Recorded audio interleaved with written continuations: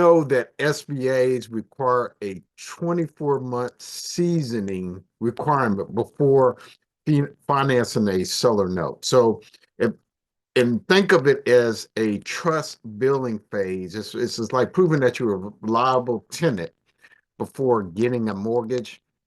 Now, what this rule does, it ensures financial stability, builds lenders' trust, and reduces risk for everyone involved.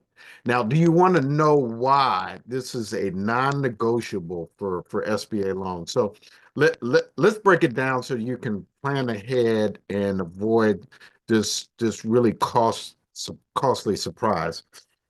Now, just to make sure we're on the same page, a seller note is someone who's sells a business to you, and then they end up being the bank, meaning they instead of you going out and getting a loan from another financial institution, and with those loan proceeds giving that to the seller to close the loan, what they ended up doing is they became the bank and they gave you the business or gave you the real estate or whatever, but they provided owner financing or seller financing. Well, unfortunately, you can't close a deal 1 month and then go to the bank and say, "Hey, can you just refinance or pay the seller note off?" And there's various reasons for that, but yeah, so the basic this means just so you know, this means that the seller note must have been in place, and then payments must be made and agreed for at least for 24 months following the change of ownership.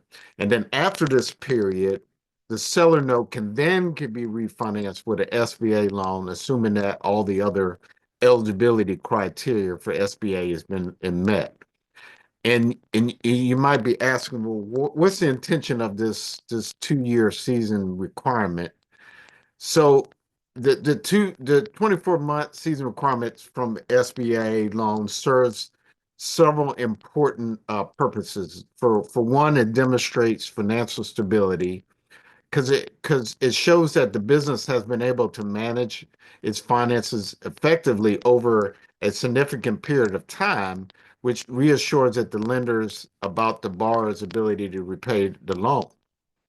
And the number two, it builds trust because this period acts as a financial, we'll call it character reference, indicating that the business has a track record for consistent performance as well as reliability.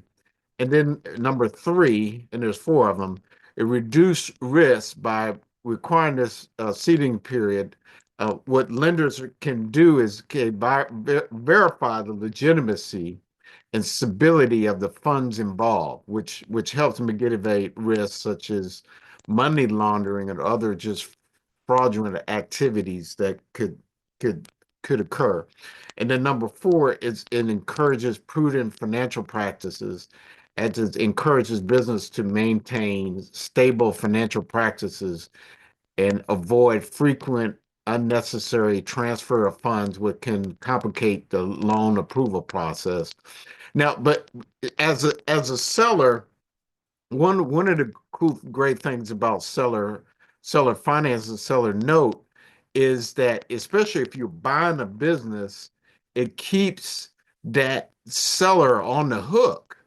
Because then, like that business that's truly sold, they have, they have some skin in the game still to make sure that that business is successful for those 2 years. And then after those 2 years period of time, there's some staying power rather in that deal, or maybe even powder. And so I think for the number one reason why it's a good idea is to protect you when you initially buy that business. Now, if you're not, I mean, if you're using the money to pay off the loan, that seller financing, unfortunately with SBA loan, you can't, but you can get working capital. you still can get other loans as long as you're able to show that you can debt service the other loan. And there's some great startup loans available uh, for that. So there is some options, and definitely there's join our Keys for Business Masterclass where we actually show business owners how to get access to capital without giving up ownership of their business, or actually even actually without taking out a loan or putting up assets like your personal residence or your house. So definitely check that out. And it's the keysforbusiness.com/masterclass is in the show notes.